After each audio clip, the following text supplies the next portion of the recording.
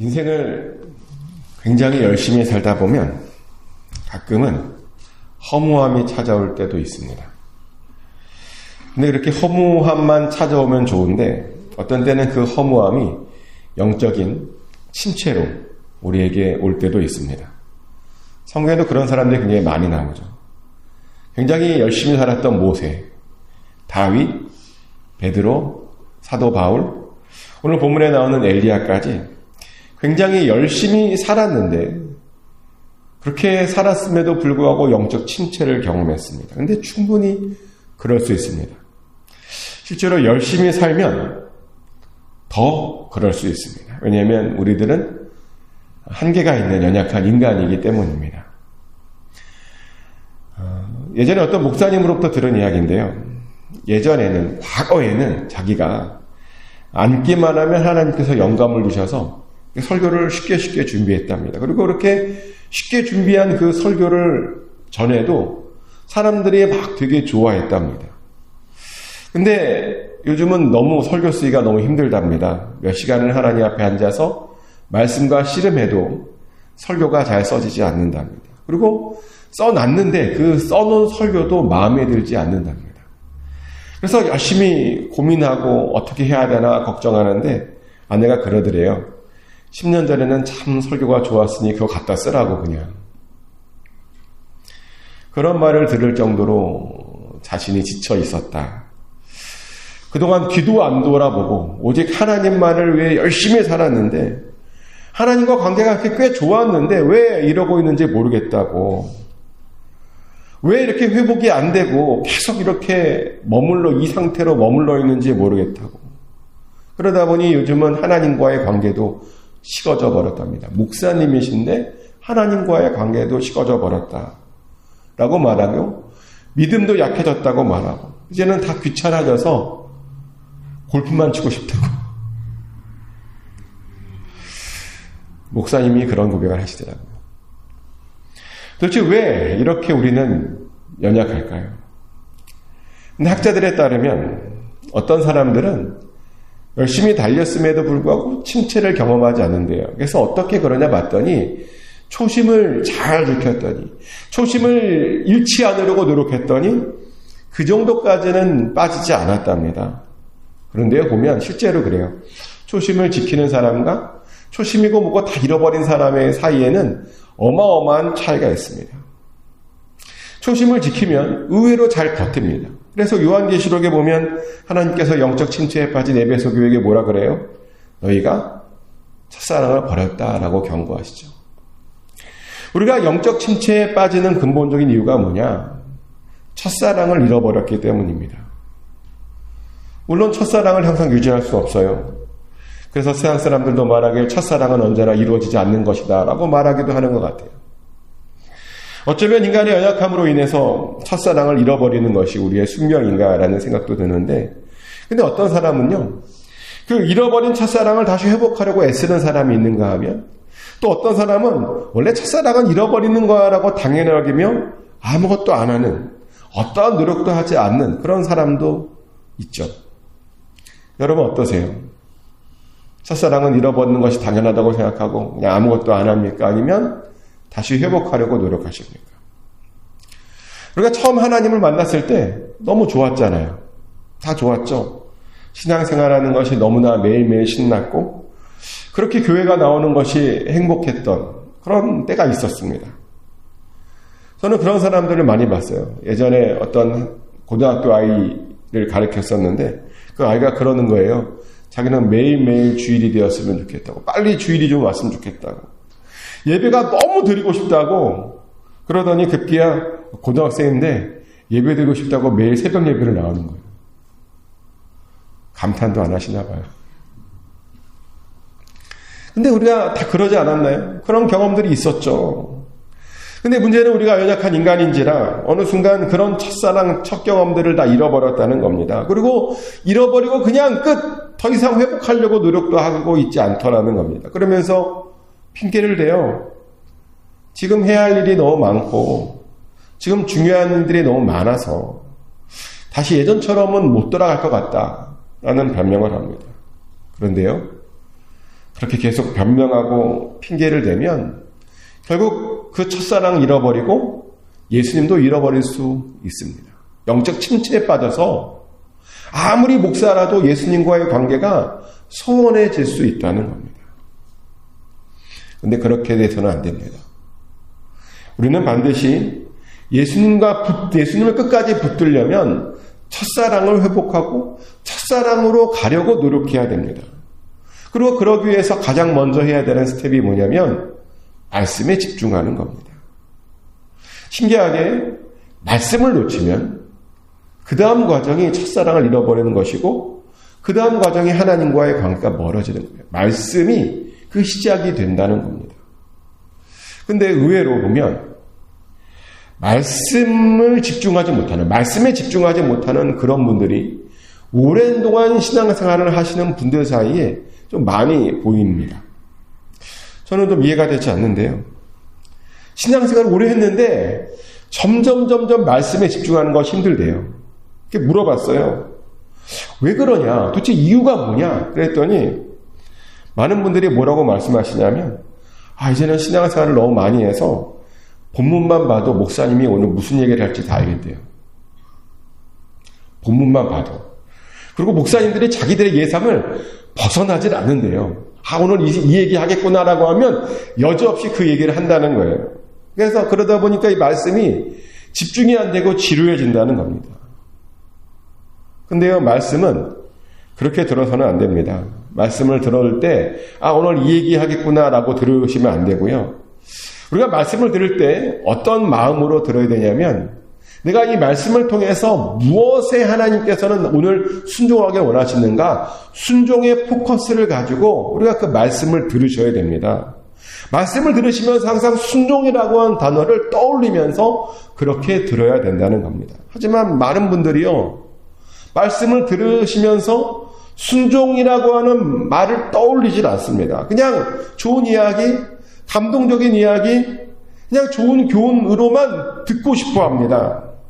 아닙니다. 하나님의 말씀은 순종을 위해서 지금 나에게 선포되어지고 있는 것입니다. 아멘? 그리고 그렇게 순종을 통해서 말씀을 들을 때 그 말씀이 우리를 변화시키는 겁니다. 그리고 순종을 각오하고 말씀을 들을 때 그 말씀이 우리의 귀에 꿀송이처럼 달게 느껴지는 겁니다.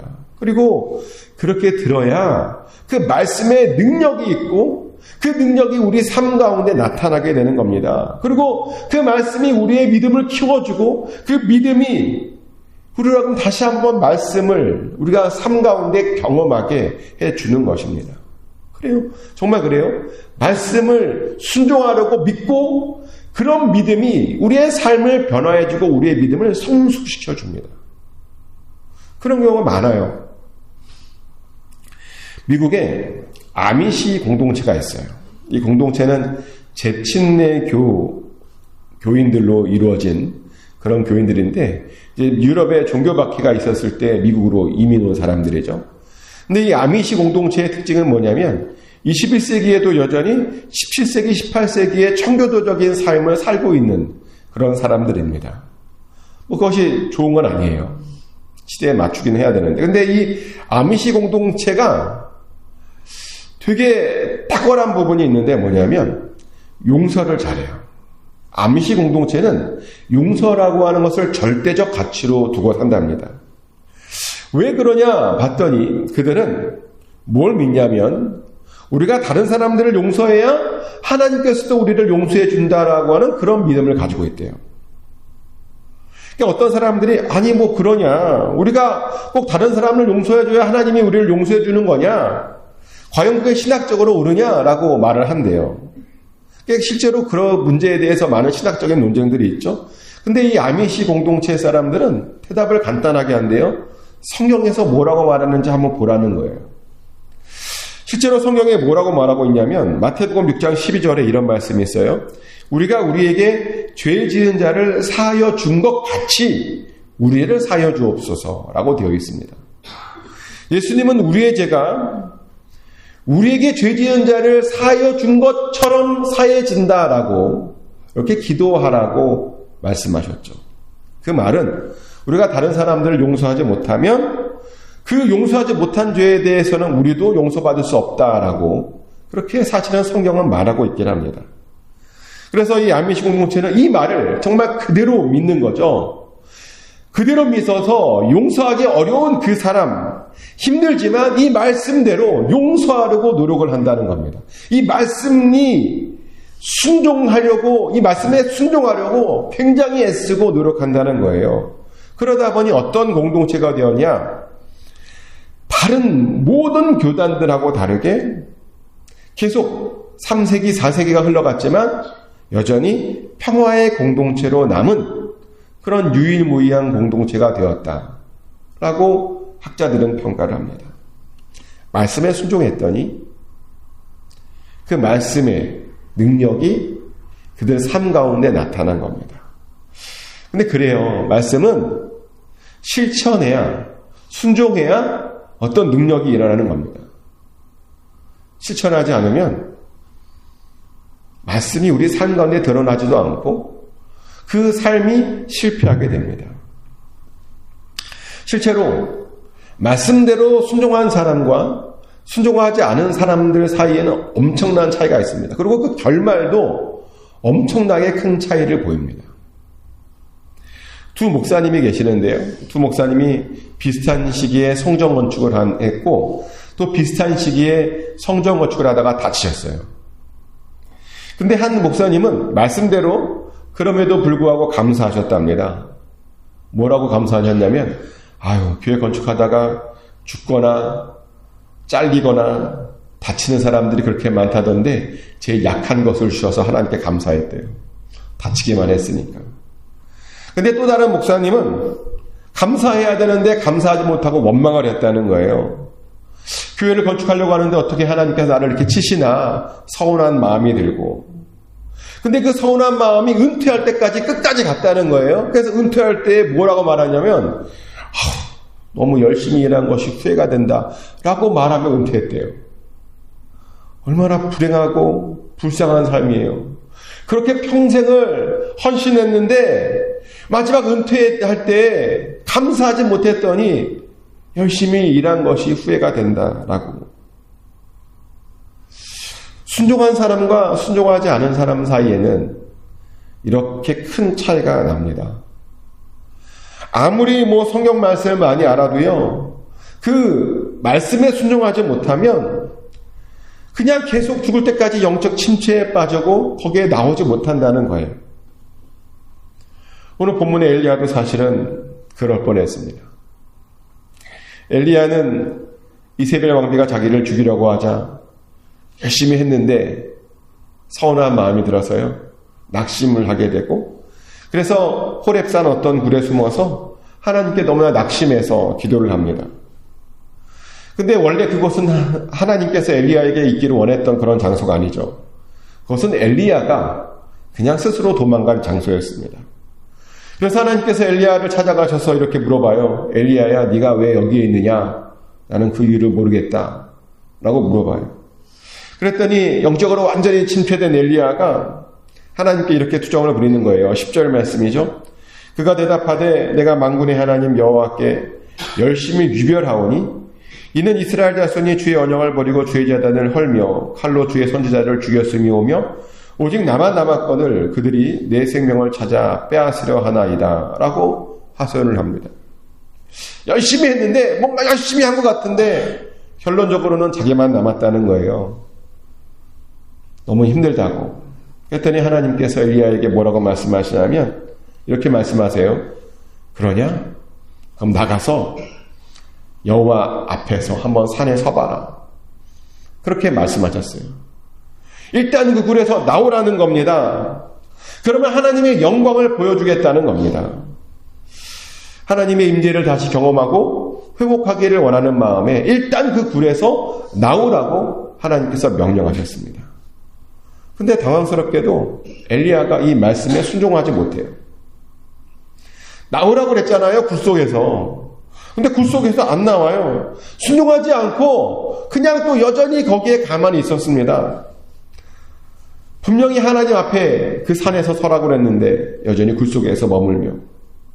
그러다 보니 하나님께서 어쩔 수 없어서요, 엘리야가 밖에 나오지 않은 상태에서 하나님의 영광을 드러내시죠. 강한 바람으로, 지진으로, 또 지진 후에는 불로 하나님의 임재를 강력하게 보여주셨습니다. 그런데요, 그렇게 하나님께서 강력하게 임재해 주셨는데 엘리야가 그 불 속에 나오지 않았던 까닭에, 불순종했던 까닭에 그 하나님의 영광 가운데서도 하나님을 찾을 수 없었다라고 엘리야가 말합니다. 하나님의 영광이 임했는데 하나님을 찾을 수 없대요. 근데 당연하겠죠. 왜냐하면 지금 하나님의 뜻을 엘리야가 불순종하고 하나님이 원하시는 곳에 서 있지 않았기 때문입니다. 근데 우리의 은혜로우신, 자비로우신, 사랑이 많으신 하나님께서는요, 그럼에도 불구하고 엘리야에게 또 한 번 기회를 주셔서 이번엔 세미한 목소리로 또 말씀해 주시는 거예요. 하나님을 찾지 못해 실망한 엘리야에게 다시 한 번 기회를 주고 다시 나오라고. 그랬더니 엘리야가 그제서야 순종을 합니다. 그리고 그제서야 굴 밖으로 나오게 되죠. 그래서 하나님께서 엘리야에게 물어봅니다. 왜 여기에 있는 거냐 도대체. 그랬더니 엘리야가 또 얘기해요. 내가 열심히 유별했는데 다 죽고 나만 남았다 라고 또 말합니다. 그랬더니 하나님께서 순종하는 마음으로, 순종하기를 원하는 마음으로 다시 명령합니다. 여러 이야기를 하는데, 그리고 그 이야기에 엘리야가 순종을 합니다. 하나님은 이 과정을 통해서 엘리야의 그 영적 침체의 원인을 짚어주셨는데요. 엘리야가 가졌던 첫 마음, 지금 첫 마음을 잃어버렸다라고 하는 것이고, 엘리야가 지금 불순종하고 있다라고 하는 것을 지적해 주셨습니다. 그리고 그것이 바로 지금 그가 영적 침체에 빠져서 그 불 속에 있는 그 이유라고 말씀해 주셨습니다. 그리고 순종함으로 그 침체를 빠져나오기를 원하셨습니다. 이것은 아주 중요한 포인트입니다. 빠져나오려면 순종해야 됩니다. 말씀을 듣는 것도 중요한데요. 듣는 말씀에 반드시 순종하셔야 됩니다. 그래야 그 말씀이 우리의 삶 가운데 나타나고 드러나고 역사할 수 있습니다. 그리고 그래야 우리가 첫사랑도 회복할 수 있는 겁니다. 혹시라도 요즘 영적 침체에 빠져 있으십니까? 어디부터 어긋났는지 한번 찾아보세요. 어디에 불순종해서 내가 빠져나갔는가? 있을 겁니다. 어디 불순종한 어떤 구간이 있었을 겁니다. 그냥 어느 말씀은 듣기만 하고 끝냈을 겁니다. 절대로 그래서는 안 됩니다. 다시 결단하십시오. 하나님의 말씀에 다시 순종하기로 꼭 결단하십시오. 그래야 영적으로 다시 살아날 수 있는 겁니다. 그리고 그래야 우리가 그 잃어버렸던 첫사랑도 회복할 수 있는 겁니다. 축복하는 것은 말씀을 듣고 읽고 그것으로 끝나지 마시고 그냥 말씀 그렇게 머무지 마시고 말씀을 들었으면 순종하는 자가 되시길 축복합니다. 그래서 말씀이 여러분 삶 가운데 나타나서 정말 예수 그리스도를 닮은 그런 삶을 살아가시기를, 예수 그리스도를 누구보다도 닮은 사람이 되시기를 예수 그리스도 이름으로 축복합니다. 기도합니다. 하나님, 오늘 엘리야가 영적 침체에 빠졌을 때 하나님께서 그를 어떻게 위로하시고 어떻게 다시 그를 회복시켰는지 보았습니다. 아버지 하나님, 그가 첫 마음을 잃어버리고 말씀에 불순종하였던 까닭에 그가 계속 영적 침체에 빠져 있었는데 그에게 순종을 권면하셔서 그가 순종하였더니 다시 회복할 수 있음을 보았습니다. 아버지 하나님, 우리도 혹시 불순종한 것이 있습니까? 하나님 앞에서 놓친 것이 있습니까? 그것을 찾게 하여 주시고 순종으로 응답하게 하여 주시옵소서. 그래서 말씀이 우리 삶 가운데 나타나고 드러나게 하여 주시고, 그래서 우리가 잃어버렸던 그 첫사랑 다시 회복하여서 이 혹시라도 영적 침체에 빠져 있다면 다시 일어서는, 다시 우뚝 서는 우리 모두가 되게 하여 주시옵소서. 하나님을 누구보다도 사랑하기 원합니다. 하나님의 그 말씀이 우리 삶 가운데 드러나기 원합니다. 그래서 예수 그리스도를 닮는 그런 삶을 살아가게 하여 주시옵소서. 우리 주변에 또 우리 안에 여러 가지 질병들이 있습니다. 하나님께서 아십니다. 하나님께서 고쳐주셔야 됩니다. 하나님께서 회복시켜 주셔야 됩니다. 모든 염증들이 사라지게 하여 주시옵소서. 모든 통증들이 사라지게 하여 주시옵소서. 모든 암덩어리들이 사라지게 하여 주시옵소서. 기침이 멎게 하여 주시옵소서. 하나님, 열이 내려지게 하여 주시옵소서. 하나님께서 이 시간에도 치료의 강선을 허락하여 주셔서 우리 연약한 육신을 강하게 하여 주시고 못 고칠 질병이 없으신 전능하신 하나님, 치료의 하나님을 반드시 경험케 하여 주시옵소서. 하나님 믿습니다. 선포하오니 우리를 치료하여 주시고 고쳐 주시옵소서. 감사드리며 살아계신 예수 그리스도 이름으로 간절히 기도드렸습니다. 아멘. 주기도문을 올려드립니다. 하늘에 계신 우리 아버지, 아버지의 이름을 거룩하게 하시며 아버지의 나라가 오게 하시며 아버지의 뜻이 하늘에서와 같이 땅에서도 이루어지게 하소서. 오늘 우리에게 일용할 양식을 주시고 우리가 우리에게 잘못한 사람을 용서하여 준 것 같이 우리 죄를 용서하여 주시고 우리를 시험에 빠지지 않게 하시고 악에서 구하소서. 나라와 권능과 영광이 영원히 아버지의 것입니다. 아멘.